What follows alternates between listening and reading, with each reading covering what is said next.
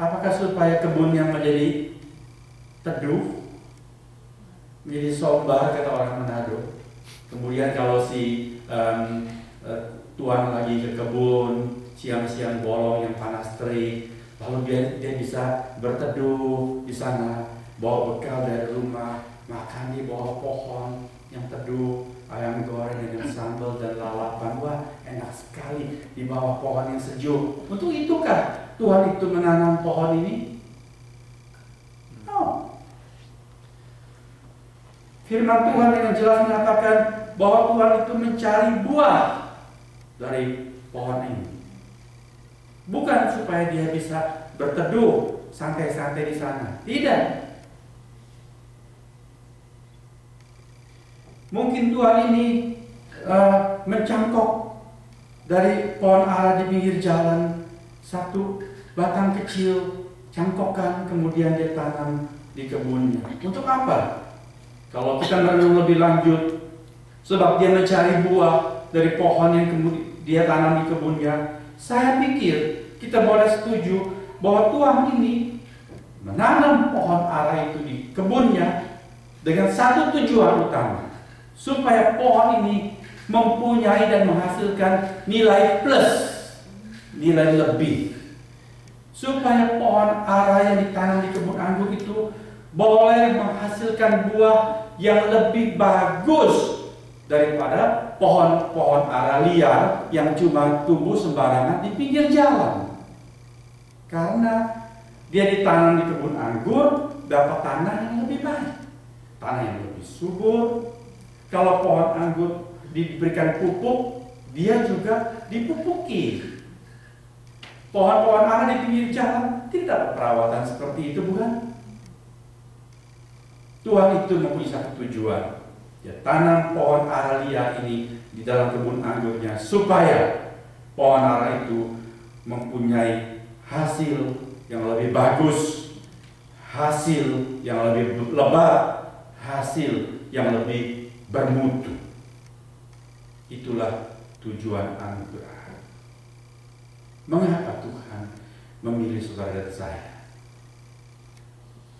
Dia ingin memilih orang-orang lain lagi juga. Dia ingin setiap orang kalau bisa diselamatkan, sama seperti kita mengalami keselamatan karena iman kepada Tuhan Yesus. Tapi mengapa sekarang kita yang sudah, yang lain belum? Kita tidak tahu. Itu adalah anugerah.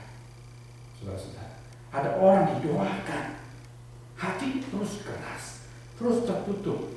Dia dengar Injil yang sama, tapi tidak terima Tuhan, sementara yang lain terima Tuhan. Sama-sama di sekolah, kalau di Indonesia dapat pelajaran agama, sama, yang satu terima Tuhan, yang lain tidak. Mengapa? Tidak tahu. Anugerah sudah sampai kepada seseorang, kepada yang lain belum. Tetapi satu hal saya yakin kita setuju, bahwa Tuhan mau supaya saudara dan saya memiliki kehidupan yang lebih bermutu daripada yang belum mendapat anugerah. Setuju itu saudara-saudara? Dia mau kita menghasilkan sesuatu yang lebih baik, yang lebih bagus daripada kalau kita tidak mendapat anugerah keselamatan dari Tuhan Yesus. Amin, saudara-saudara. Soal ini soal serius. Saudara lihat dari mana seriusnya. Dikatakan seorang tuan mempunyai pohon ara yang ditanamnya tumbuh di kebun anggurnya. Dari mana kita tahu ini soal serius? Dia datang untuk mencari buah pada pohon itu. Siapa yang datang, saudara-saudara? Tuan besar ini, orang kaya ini, juragan ini. Dia tidak suruh budaknya, tolong kamu tengok sana ya, lihat itu pohon ara sudah berbuah belum? Kalau sudah, tolong petik beberapa. Aku ingin mencicipi buahnya. No, dia tidak suruh orang lain. Dia datang sendiri. Itu menunjukkan ini soal serius. Tuhan itu sangat rindu, sangat kepingin untuk mengicipi hasil dari pohon yang sudah mendapat anugerah istimewa ini. dia datang. Berapa kali dia datang? Berapa kali, saudara-saudara? Dia datang untuk mencari buah pada pohon itu, tetapi ia tidak menemukannya.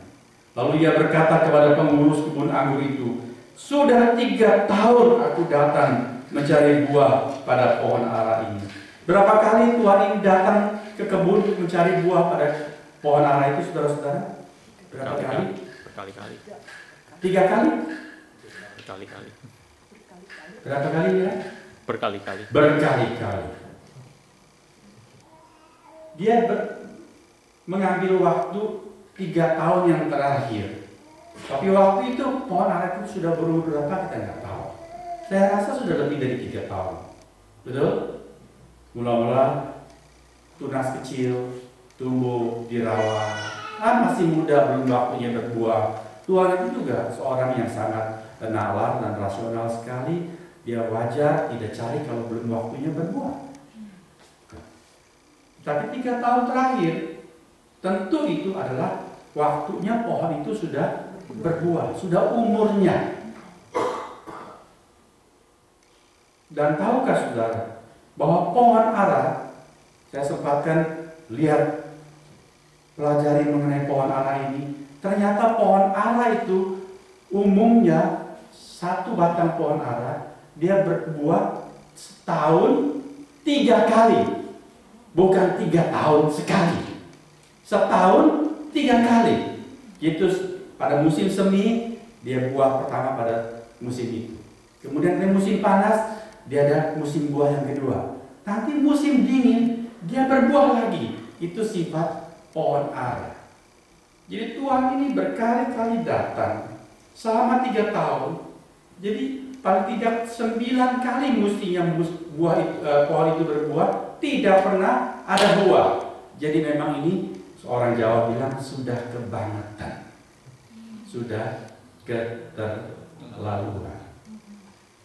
Pohon ini sudah diistimewakan. Tadi saya sudah panjang lebar jelaskan.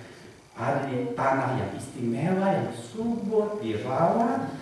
Pohon ara liar tidak, tetapi dia tidak menghasilkan sesuatu yang semestinya. Lalu kita lihat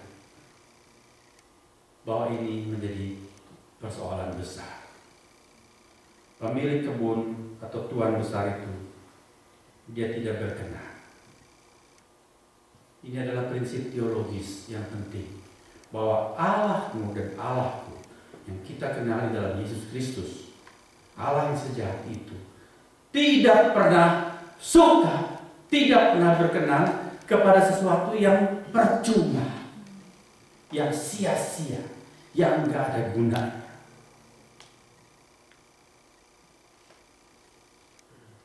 Allah selalu menginginkan sesuatu itu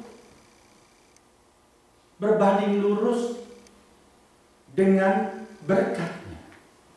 Kalau berkat diberikan, ada income, harus ada outcome yang setimpal, yang seimbang dengan berkat. Di dalam surat Ibrani pasal yang ke-6 diberitahukan dalam firman Tuhan bahwa jika satu bidang tanah mendapat curahan hujan dan dirawat, diberikan pupuk, tapi hasilnya cuma onak duri, maka tanah itu dengan seluruh onak durinya akan dibakar. Tetapi kalau dia menghasilkan tanaman yang baik, maka tanah itu mendapat berkat lagi. Yohanes Pembaptis, perintis sebelum Tuhan Yesus, dia berkhotbah dengan keras kepada orang-orang Yahudi, kepada orang-orang Farisi yang datang minta dibaptis juga. Yohanes Pembaptis tidak mau membaptiskan mereka. Dia tidak bisa disenangkan dengan orang berbondong-bondong minta dibaptis. Memang dia berkhotbah, lalu orang-orang yang bertobat dia baptiskan. Lalu orang-orang Farisi datang juga mau ikutan supaya dibaptis oleh Yohanes Pembaptis. Yohanes katakan, keturunan ular beludak kamu, hasilkan buah-buah yang sesuai dengan pertobatanmu. Sebab mereka itu cuma tampangnya saja orang rohani. Jubah, berjubai, janggut seperti rohaniwan yang anggun sekali, punya ikat kepala. Di ikat kepala itu ada laci-laci, saudara tahu. Isinya itu gulungan-gulungan Taurat, gulungan-gulungan firman Tuhan. Mereka hafal begitu banyak ayat. Di jubah ini ada kantong-kantong, isinya itu firman Tuhan yang tulis kecil-kecil. Tapi hidup mereka tidak sesuai dengan semua yang mereka begitu tunjukkan. Bagus sekali, saudara-saudara. Lalu Yohanes mengatakan, keluarkan buah-buah yang sesuai dengan pertobatan. Kalau tidak, kapak sudah siap di akar pohon. Pohon yang tidak menghasilkan buah akan ditebang. Itu kebenaran firman Tuhan. Dengan berbagai versi mengungkapkan hati Allah yang kita sembah. Bahwa Allah tidak suka kalau hidup umatnya itu percuma saja. Kenal Allah dengan orang yang tidak kenal Allah, malah lebih baik orang yang tidak kenal Allah. Tuhan tidak suka keadaan seperti begitu. Datang ke gereja, dengar firman Tuhan, nyanyi bagus, ikut Bible study, ikut persekutuan doa, diajar banyak, tapi hidup tidak berubah dan tidak berbuah. Tuhan tidak suka. Yang Tuhan cari adalah buah, bukan daun.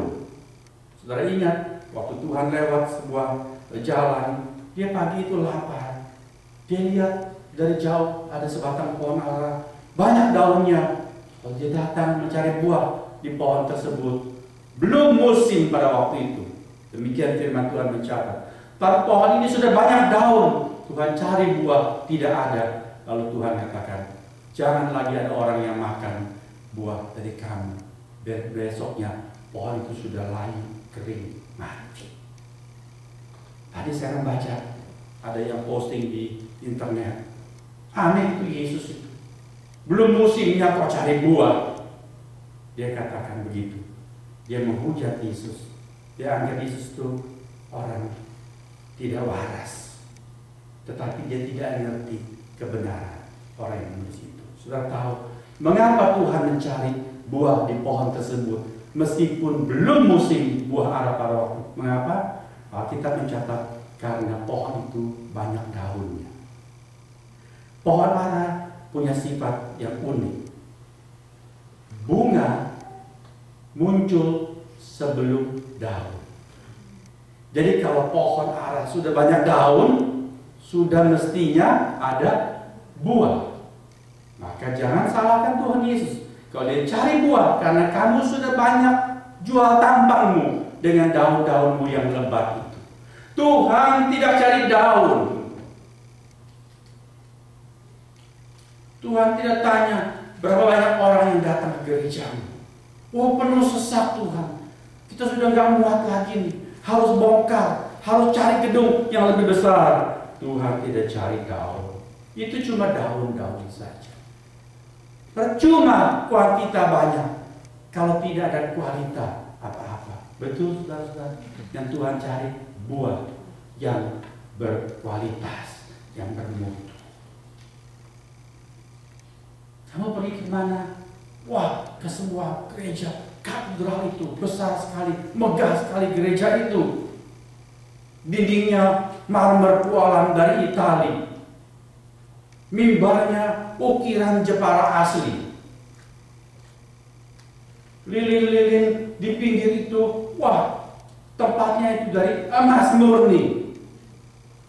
Hebat sekali semuanya. Tapi itu semua cuma daun saja, saudara-saudara. Tuhan tidak cari itu. Tuhan juga tidak cari bunga. Apa itu bunga?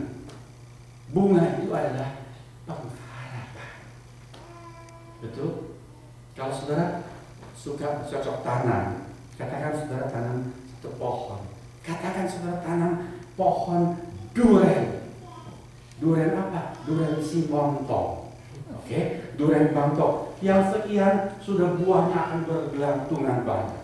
Saudara beli cangkokannya, tanam dan rawat, dan kemudian bertahun-tahun, keluar bunga. Saudara senang tidak? Belum ada buah,